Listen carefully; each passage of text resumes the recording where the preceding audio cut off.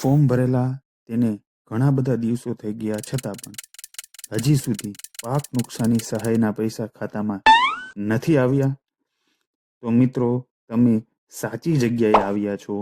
આ વિડીયોમાં હું તમને પાક નુકસાની સહાયના પૈસા ખાતામાં કેમ જલ્દી આવશે તે વિશે હું માહિતી આપીશ, તેમજ કયા બેંક ખાતામાં પૈસા આવશે તેની પણ માહિતી, અને જો તમે ધારો તે જ ખાતામાં સહાય આવે એ બધી માહિતી હું તમને આ વિડીયોમાં જણાવીશ. નમસ્કાર ખેડૂત મિત્રો, આપણી ચેનલનું નામ છે ગામડાની માહિતી અને તમને આ ચેનલમાં આવી જાણકારી મળતી રહેશે. જો તમને ગમે તો લાઈક, શેર અને સબસ્ક્રાઇબ કરવાનું ભૂલતા નહીં. પાક નુકસાની 2025 અથવા તો કૃષિ રાહત પેકેજ સરકાર દ્વારા 10,000 કરોડની સહાયની જાહેરાત કરેલી હતી. ત્યારબાદ ફોર્મ ભરાયેલા અને ત્યારબાદ ઘણા બધા લોકોના સહાયના પૈસા હજુ સુધી ખાતામાં જમા થયેલ નથી. મિત્રો, ખાતામાં પૈસા જમા ના થવાના ઘણા બધા કારણો છે, પણ તેમાંનું એક મહત્વપૂર્ણ કારણ હોઈ શકે કે તમારા બેંક ખાતામાં NPCI દ્વારા આધાર સીડિંગ થયેલું હોતું નથી. માટે તમારા ખાતામાં સહાય જમા થવામાં મોડું થઈ શકે છે. ગૂગલ સર્ચ બ્રાઉઝર ખોલી લેવાનું છે, NPCI ટાઈપ કરવાનું છે, પહેલી લિંક આવશે national payment corporation of India. આ લિંકમાં તમારે ક્લિક કરવાનું છે. અહીં કસ્ટમર નામનો ઓપ્શન દેખાશે. આ ઓપ્શનમાં આપણે ક્લિક કરવાનું રહેશે. ભારત આધાર સીડિંગ એનેબલ એટલે કે બેઝ, આવો એક ઓપ્શન દેખાશે. આ ઓપ્શનમાં આપણે ક્લિક કરવાનું રહેશે. અહીં આપણે ક્લિક કર્યા બાદ સાઈડની અંદર મેનુમાં તમને ઘણા બધા ઓપ્શન દેખાશે, જેની અંદર આધાર સીડિંગ, ડીસીડિંગ, આધાર મેપિંગ સ્ટેટસ અને આધાર મેપિંગ હિસ્ટ્રી, આ બધું દેખાશે. સૌપ્રથમ આપણે આની અંદર આધાર મેપિંગ સ્ટેટસ જોવાનું રહેશે. અહીં આપણને એ માહિતી મળશે કે આપણું બેંક ખાતું અત્યારે આધાર સીડિંગ છે કે નથી, અથવા તો છે તો કયા બેંક સ્ટેટસ પર ક્લિક કરવાનું રહેશે.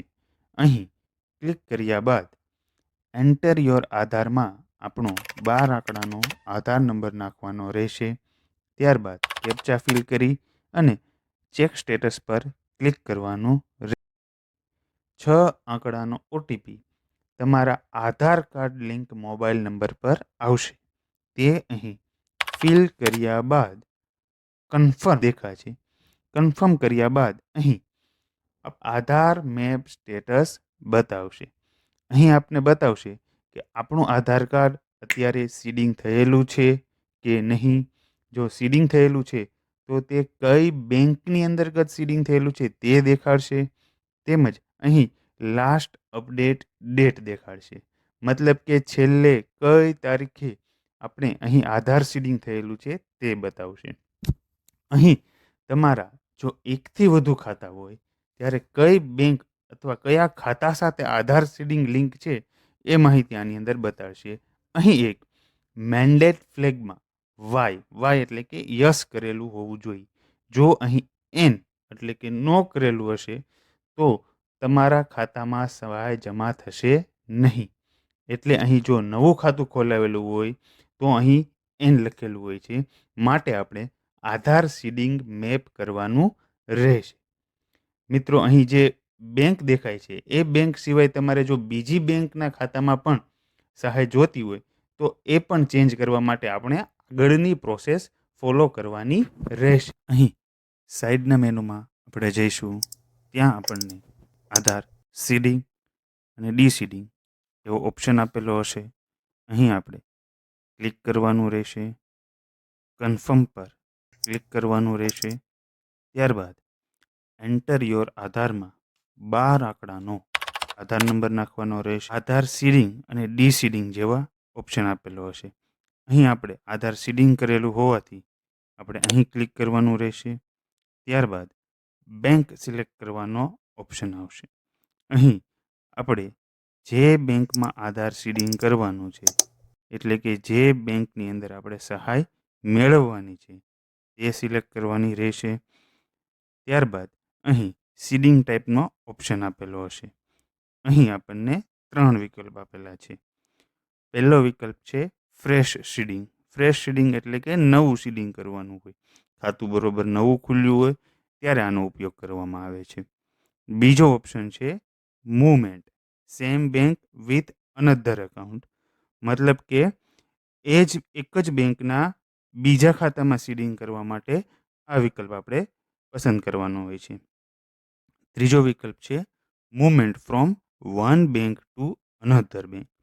આમાં આપણે જે સીડિંગ છે, અત્યારે જે બેંકમાં સીડિંગ છે પણ આપણે એ બેંકમાં આપણી સહાય નથી જોતી, આપણે બીજી બેંકમાં સહાય જોઈ છે, ત્યારે આ ઓપ્શન સિલેક્ટ કરવાનો રહેશે કે સમજીએ છીએ. ત્યારબાદ બેંક સિલેક્ટ કરી અને ખાતા નંબર નાખવાનો રહેશે. ફરીથી કન્ફર્મ ખાતા નંબરમાં નંબર નાખી અને આગળ વધવાનું રહેશે. અહીં આ ટિક બોક્સ પર ટિક કરી કેપ્ચા કોડ ફિલ કરવાનો રહેશે. ત્યારબાદ સબમિટ બટન પર ક્લિક કરવાનું રહેશે. નીચે સ્ક્રોલ કરી એગ્રી એન્ડ કન્ટિન્યુ પર ક્લિક કરવાનું રહેશે. એટલે ફરીથી આપણે આધાર લિંક મોબાઈલ પર ઓટીપી આવશે, એ ફિલ કરી અને કન્ફર્મ પર ક્લિક કરવાનું રહેશે.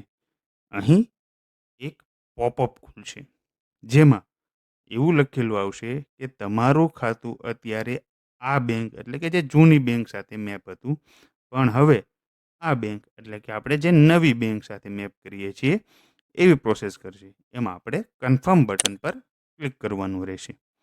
એટલે અહીં સક્સેસનો મેસેજ આવી ગયેલો દેખાશે. ત્યારબાદ બેંકની અંદર જે ખાતામાં આપણે સીડિંગ કરેલું છે તે ખાતાના છેલ્લા 4 આંકડા અહીં આપને બતાવશે. મિત્રો, આ સંપૂર્ણ પ્રોસેસ છે એ પહેલાં રૂબરૂ બેંક પર જઈ અને થતી હતી, પરંતુ હવે ઘરે બેઠા એનપીસીઆઈ બેઝ આધાર સીડિંગ આપણે આ વિડીયો જોઈને કરી શકીએ છીએ.